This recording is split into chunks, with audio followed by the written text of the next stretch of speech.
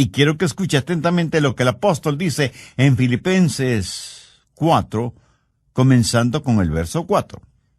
Regocijaos en el Señor siempre. ¿Quién dijo eso? El apóstol Pablo. ¿Y cuándo lo dijo? Mientras estuvo preso en una cárcel romana. Regocijaos en el Señor siempre. Otra vez os digo, regocijaos. Vuestra gentileza sea conocida por todos los hombres. El Señor está cerca. Por nada estéis afanosos, sino sean conocidas vuestras peticiones delante de Dios en toda oración y ruego con acción de gracias. Y la paz de Dios, que sobrepasa todo entendimiento, guardará vuestros corazones y vuestros pensamientos en Cristo Jesús. Recuerde que estamos hablando de cómo controlar sus pensamientos, cómo controlar su manera de pensar. El apóstol Pablo en el verso 7 dice, y la paz de Dios que sobrepasa todo entendimiento, guardará vuestros corazones y vuestros pensamientos en Cristo Jesús. Pero ahora deseo que preste mucha atención a lo que dice el verso 8. Por lo demás, hermanos, todo lo que es verdadero, todo lo honesto, todo lo justo, todo lo puro, todo lo amable, todo lo que es de buen nombre, si hay virtud alguna, si algo digno de alabanza, en esto pensad. La Biblia dice que un hombre es lo que piensa. Por lo tanto, ¿cómo proteger sus pensamientos? ¿Cómo resguardar su manera de pensar de la influencia de los pensamientos impuros y pecaminosos que prevalecen en nuestro mundo actual? Una persona no salva es una persona que tiene una mente ciega. El Dios de este mundo ha cegado la mente de los incrédulos. Por naturaleza todos tenemos lo que la Biblia llama una mente carnal, y mientras tenemos esa mente carnal, estamos en guerra contra Dios. Así que para controlar nuestros pensamientos y nuestra manera de pensar, ¿qué es lo primero que debe suceder? Pues que nuestra mente carnal sea convertida. Pero escúcheme, aún una mente convertida puede ser corrompida. Pablo les dijo a los filipenses que estaba preocupado porque Satanás podía sutilmente corromper sus mentes de las sencillas enseñanzas del Evangelio del Señor Jesucristo. Y ciertamente Satanás puede venir y seducirnos. Una mente cristiana puede ser seducida y alejada de las verdades bíblicas. El diablo puede construir fortalezas en los corazones y mentes de los creyentes. Por eso, una mente que ha sido corrompida debe ser reconquistada. Debemos recuperar el terreno perdido. Escúcheme, una mente corrompida que ha sido reconquistada tiene que ser controlada por Cristo.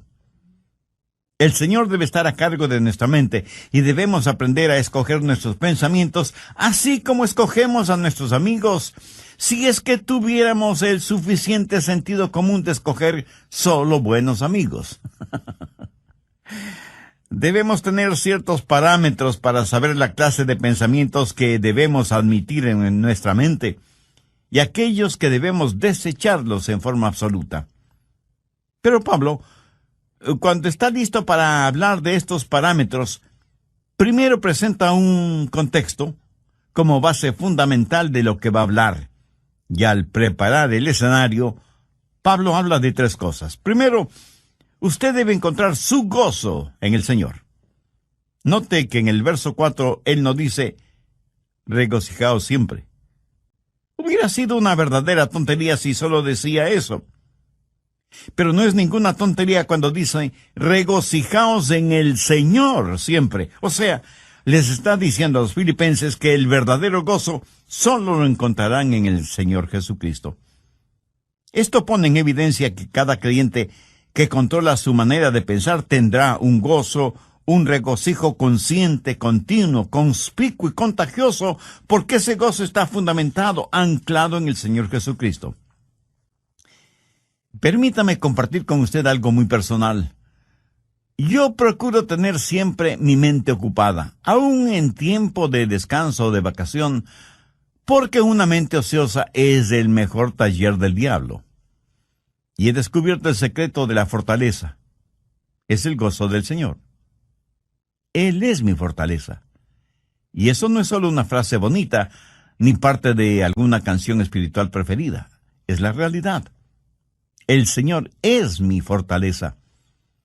Hay veces cuando dejo mi oficina y vengo a grabar estos mensajes radiales y estoy física y mentalmente cansado. Y me detengo y digo, Señor Jesús, te amo. Gracias por quien tú eres y lo que representas para mí. Tú eres en verdad mi fortaleza física, mental, espiritual y emocional. Y casi de inmediato siento el poder y la fortaleza que inunda mi cuerpo y sé, sin la menor sombra de duda, que el Señor es mi fortaleza. Y por eso me regocijo siempre en el Señor. Por favor, busque Juan 15:11. Estas cosas os he hablado para que mi gozo esté en vosotros y vuestro gozo sea cumplido. De paso, quiero decir que el gozo en Jesús es el único gozo que permanece. Si su gozo depende de alguna otra persona o de alguna cosa, ese es un gozo pasajero que no permanece. Que alguien o algo puede quitárnoslo. Yo me alegro de que el gozo de Pablo no era porque estaba en libertad, porque le hubiera sido completamente fácil decir que estaba gozoso si tenía libertad. Pero él dijo que tenía pleno gozo estando en la cárcel. Así que no tenga su gozo de las circunstancias. No pretende encontrar su gozo en las diversiones. No espere encontrar gozo genuino en los negocios. Ni se engañe creyendo que el verdadero gozo está en tener amigos, aunque sean buenos amigos. Tampoco el tener buena salud es fuente de gozo verdadero. Todas estas cosas que he mencionado le pueden proporcionar ciertas alegrías pasajeras, pero nunca un gozo genuino y verdadero. El único manantial de gozo profundo y permanente es el Señor Jesucristo. Regocijaos en el Señor siempre. Otra vez digo, regocijaos. Segundo, recuerde que Dios siempre está cerca. Reconozca la presencia de Dios continuamente. Pablo en el verso 5 de Filipenses 4 dice, vuestra gentileza sea conocida de todos los hombres, el Señor está cerca. Escúcheme, la expresión el Señor está cerca no es en referencia a la segunda venida de Cristo, sino que describe la realidad de lo que Pablo estaba experimentando en esa prisión romana. Y él dice, el Señor está aquí, conmigo, aún en esta celda. En Juan 14:16, el Señor Jesús dijo, y yo rogaré al Padre, y os dará otro consolador, para que esté con vosotros para siempre. La forma de tener una saludable actitud mental es encontrando gozo en el Señor y estar consciente de la constante presencia de Dios. Cuando usted hace esto, lo maravilloso es que Jesús le ayuda a llevar sus problemas. Es como si Pablo estuviera diciendo, aunque estoy aquí en la prisión, el Señor Jesús está conmigo. ¿Sabe? El Señor Jesús no vino para sacarle de los problemas, sino para vivir esos problemas con usted. ¿No es eso maravilloso? El otro día estuve leyendo acerca de unos prisioneros en la época de José Stalin en Rusia, cuando perseguían ferozmente a los cristianos y los mataban.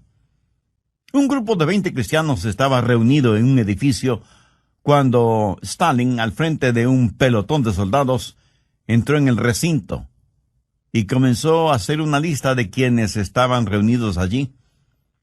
Un oficial vino y le informó que había 30 personas. Entonces uno de los cristianos dijo, oficial, está equivocado. Estamos aquí 31 personas porque Jesús está aquí con nosotros. Hermoso, ¿no le parece?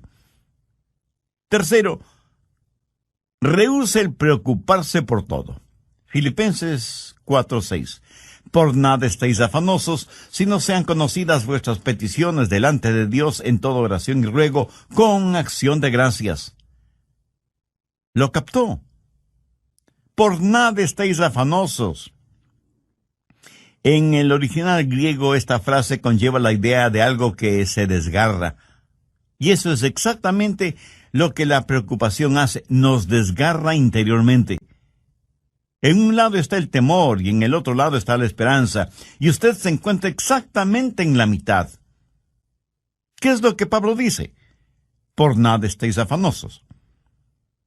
En varias de sus enseñanzas, el Señor Jesucristo dejó muy claro que no valía la pena el vivir lleno de preocupaciones. Con las preocupaciones, nadie ha podido añadir ni un solo centímetro a su estatura, ni ha podido solucionar algún problema, o disminuir una carga, o secar una lágrima. La preocupación, mi amigo, no tiene ningún valor y además es una gran pérdida de tiempo. Consume nuestras energías. La preocupación no sirve absolutamente para nada. La preocupación no quita la incertidumbre del mañana, pero sí succiona la energía de hoy y cubre con sus oscuras nubes el brillo del sol de hoy.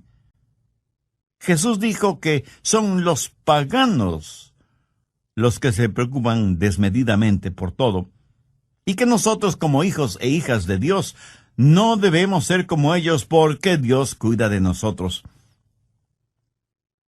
Pablo se prepara para decirnos cómo proteger nuestros pensamientos, y por eso pone como trasfondo el gozo del Señor, para que reconozcamos que Cristo siempre está con nosotros, para que dejemos de preocuparnos desmedidamente por todo. ¿Pero cómo hacerlo?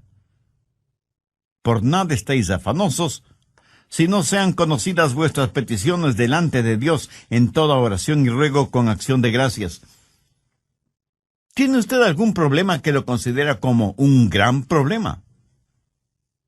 Deseo que este mismo momento piense en el problema más grande que usted está enfrentando en la actualidad. ¿Ya lo tiene en su mente? Bien. Ahora, duplíquelo en tamaño. Sí que es enorme, ¿verdad? Ahora permítame preguntarle, ¿es ese su problema más grande que Dios? ¿O demasiado grande para Dios? Por supuesto que no. Véalo a la luz de Dios, recordando que para Dios no hay nada imposible. Y si usted puede orar por las cosas grandes, eso quiere decir que también puede orar por las cosas pequeñas. El peligro no es que fallemos en orar por las cosas grandes, sino que dejemos de orar por las cosas pequeñas. Por eso el consejo de Pablo es: sean conocidas vuestras peticiones delante de Dios en toda oración y ruego con acción de gracias. Cuarto, desarrolle un espíritu de gratitud. Esto es en preparación para que usted pueda revisar su manera de pensar. Puede evaluar sus pensamientos para saber si los deja o no entrar en su corazón y en su mente. Tenga un espíritu de gratitud. Ore acerca de todo y dé gracias a Dios por todo, lo grande y lo pequeño, lo que es importante y lo que parece insignificante. Deje que sus peticiones sean conocidas delante de Dios. No sé si se habrá dado cuenta, pero muchas veces nos quejamos cuando no deberíamos hacerlo. Déjeme contarle lo siguiente. Hace algún tiempo ya viajaba en el automóvil de un amigo.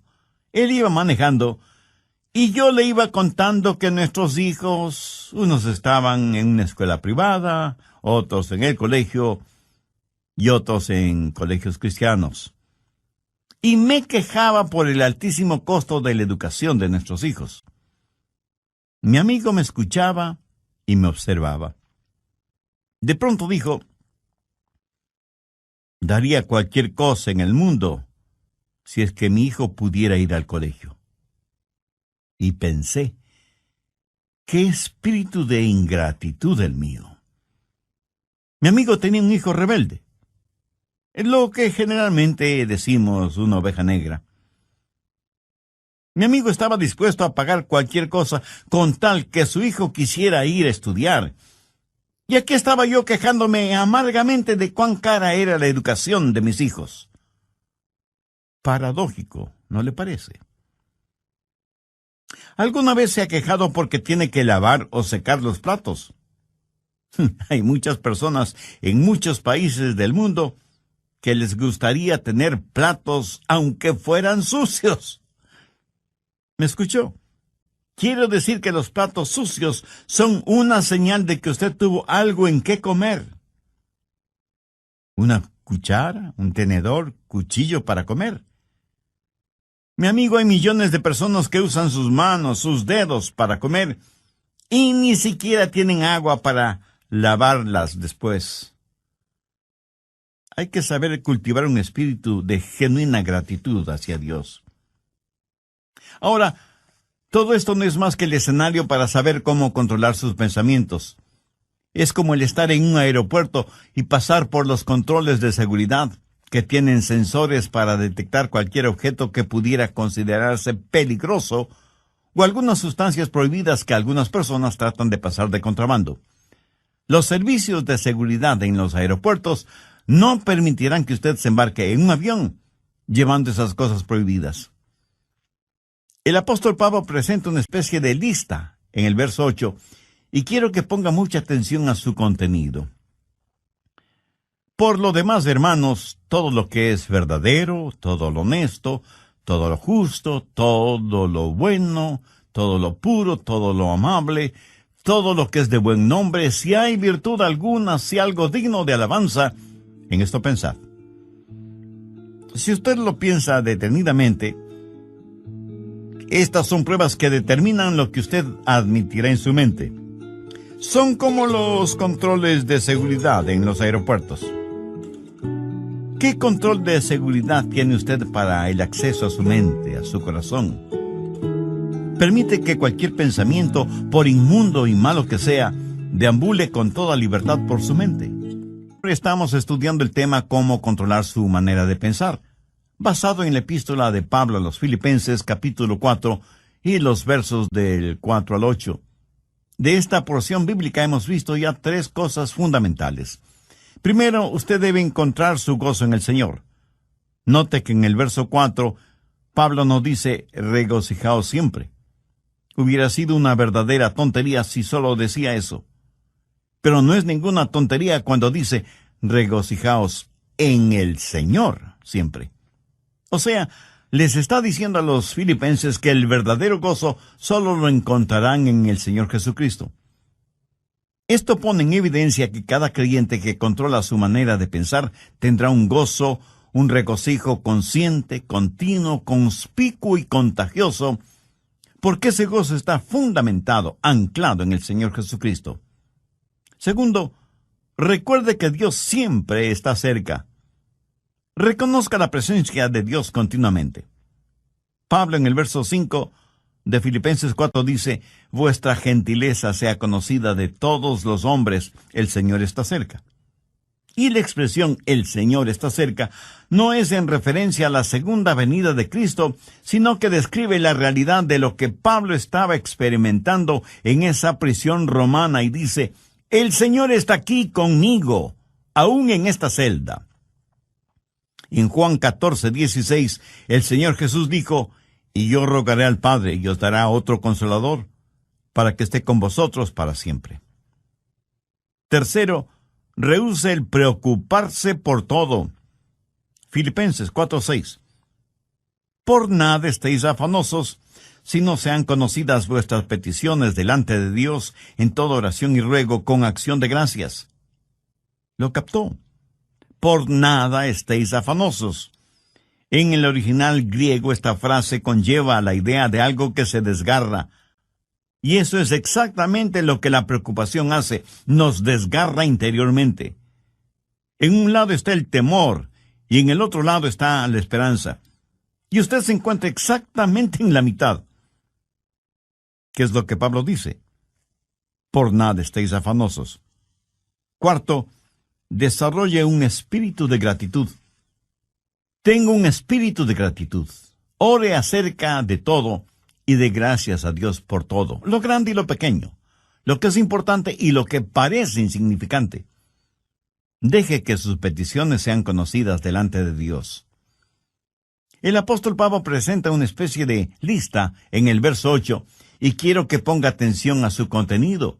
Por lo demás, hermanos, todo lo que es verdadero, todo lo honesto, todo lo justo, todo lo bueno, todo lo amable, todo lo que es de buen nombre, si hay virtud alguna, si algo digno de alabanza, en esto pensad. Bien, ahora quiero que note algunas cosas muy importantes. Primero, la prueba de la dependencia o confianza. Aquí debemos hacernos algunas preguntas. ¿Es verdadero? ¿Puedo confiar en eso? ¿Puedo depender de eso? Todo lo que es verdadero. ¿Sabe que vivimos en una generación que no pregunta si algo es verdadero? La pregunta importante en nuestros días es, ¿trabaja? ¿Da resultado? No deje que ninguna cosa prohibida penetre en los recintos de su mente y que cómodamente se instale allí. No la absorba en su corazón, ni la haga parte de su filosofía de la vida. Si algo no es genuino o verdadero, no permita que sea parte de su forma de pensar. Evalúelo todo de acuerdo a la Biblia, que es la fuente primordial de la verdad. Segundo, la prueba del respeto. Pablo dice, todo lo que es verdadero, todo lo honesto. Y aquí la palabra honesto literalmente significa honorable. Hace referencia a cosas que son honorables, honrosas. ¿Permite usted que cosas deshonrosas se acumulen en su mente? Guarda mentalmente cosas que no son dignas de su respeto.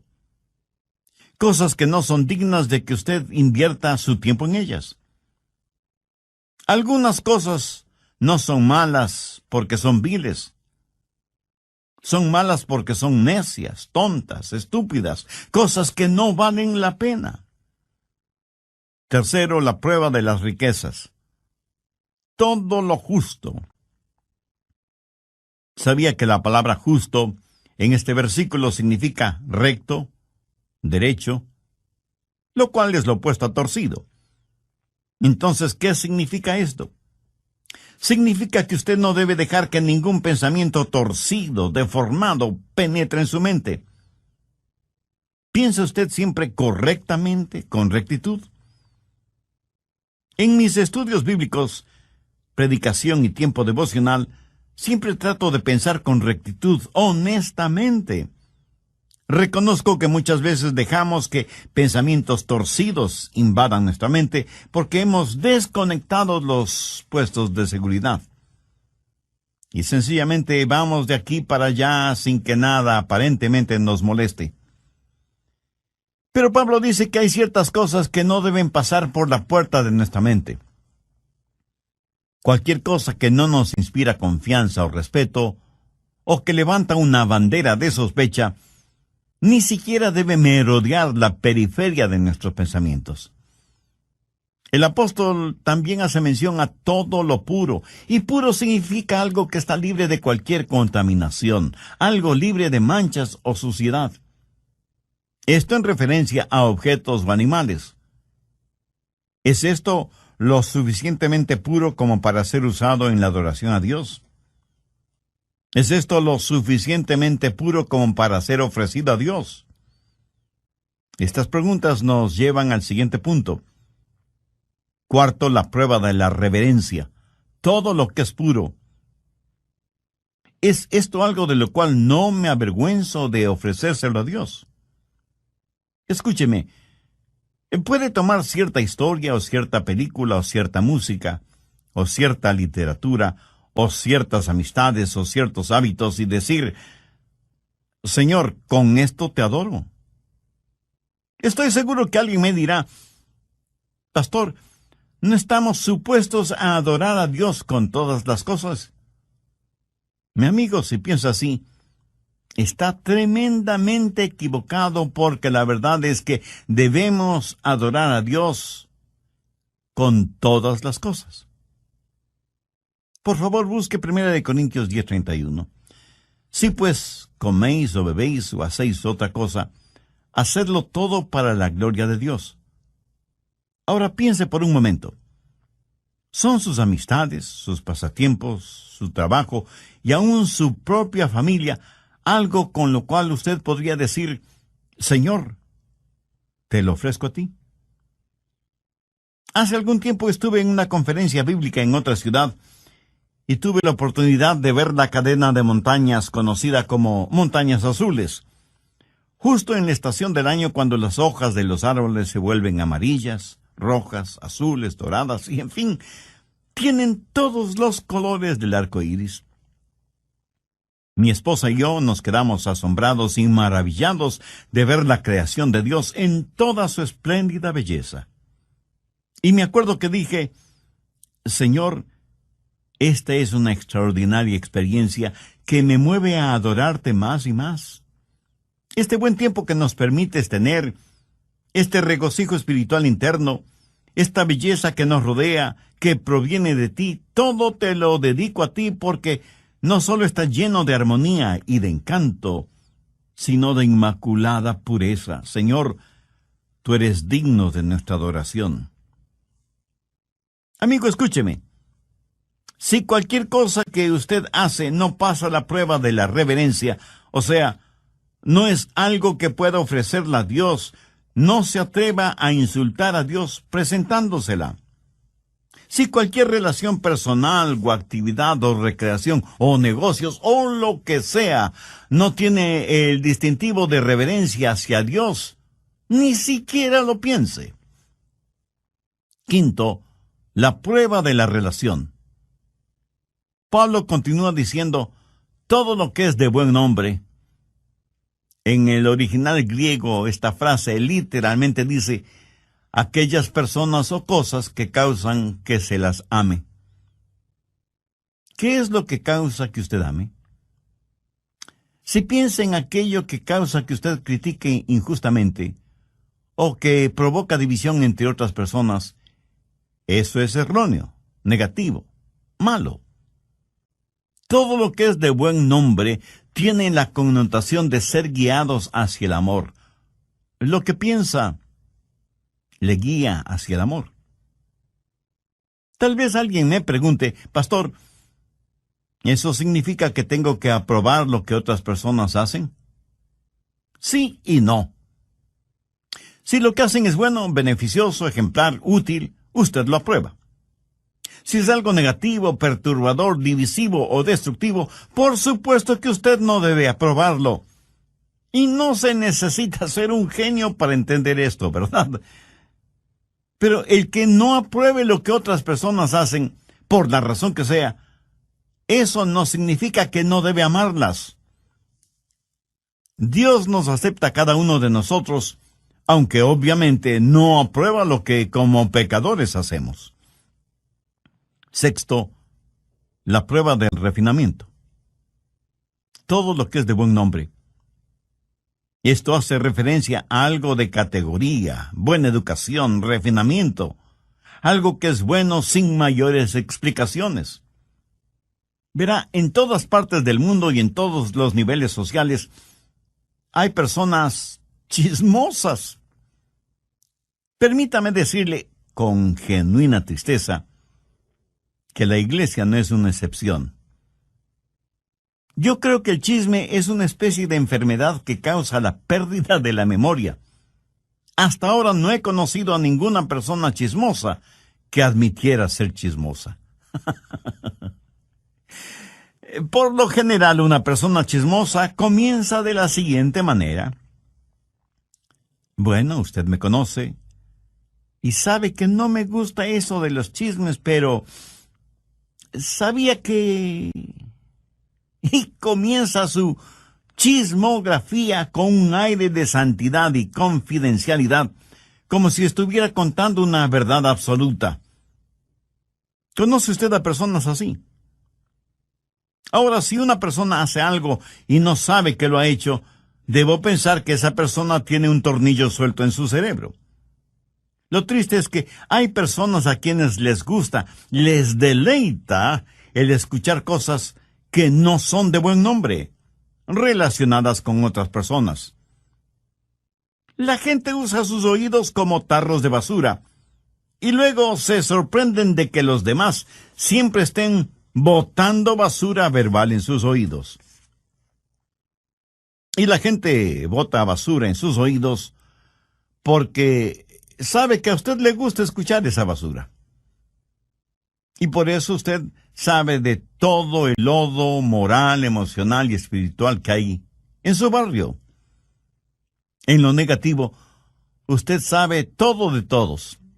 La clase de personas que son los nuevos vecinos, que a determinada jovencita ya no se la ve porque está embarazada sin haberse casado, y sus padres, para evitarse la vergüenza, la mandaron a vivir con sus abuelos, que viven muy lejos. Que el hijo de los Pérez está preso por manejar en estado alcohólico, etcétera, etcétera. Y la gente permite que todos estos malos pensamientos tomen residencia en su corazón y su mente. Pablo, al finalizar este tema, dice: si hay virtud alguna, si algo digno de alabanza, en esto pensad. Esto es tan sencillo y, sin embargo, tan maravilloso. Usted en forma absoluta puede reconquistar, recuperar el terreno perdido, si reconoce que hay virtud y que es algo digno de alabanza el pensar en todo lo que es verdadero, en todo lo que es honesto, en todo lo que es justo, en todo lo que es puro, en todo lo que es amable y en todo lo que es de buen nombre. Tal vez lo que voy a decir será como llover sobre mojado, pero tengo que decirlo. Usted no tiene que pensar en ninguna cosa que no quiera pensar. Pero escúcheme, usted debe pensar en algo. Usted no puede controlar su vida mental poniendo a su mente en neutro. Debo pensar en algo. Y si no piensa en algo correcto, le aseguro que pensará en algo incorrecto. Si usted no está pensando en algo bueno, tenga la certeza de que terminará pensando en algo malo. La fórmula para no tener malos pensamientos no es tratando de no tener malos pensamientos. Por ejemplo, trate de no pensar en un submarino ahora mismo. ¿Está seguro que no está pensando en un submarino en este mismo instante? Bien, la única forma para no pensar en un submarino en este momento no es tratando de no pensar en un submarino, sino tratando de pensar en algo diferente. Y las personas que están tratando de no pensar en un submarino están pensando en el submarino acerca del cual tratan de no pensar. Qué interesante, ¿verdad? El apóstol Pablo, escribiendo a los hermanos, a la iglesia en Roma, les dijo: no seáis vencidos de lo malo, sino vence con el bien el mal. Deje que los buenos pensamientos inunden su mente y mantenga su corazón y su mente enfocados en el Señor Jesucristo. En Filipenses 4:7 leemos: y la paz de Dios, que sobrepasa todo entendimiento, guardará vuestros corazones y vuestros pensamientos en Cristo Jesús. Es casi imposible de explicar, pero estamos llamados a tener la mente de Cristo.